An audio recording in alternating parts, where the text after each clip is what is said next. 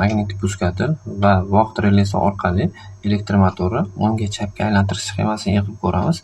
Lampochkani elektromotorni bosing hozircha.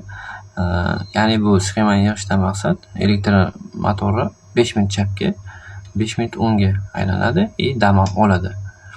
Hozir buni ishlatib ko'ramiz. Kuchlanish beramiz. Kuchlanish berdik. Mana yoqda relay sanayapti.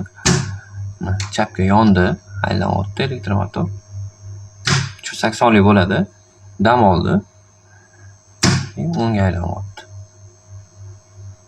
Qanchadir vaqtdan keyin dam oladi. Mana chapga yondi yana. Dam oladi. O'ngga aylanyapti yana.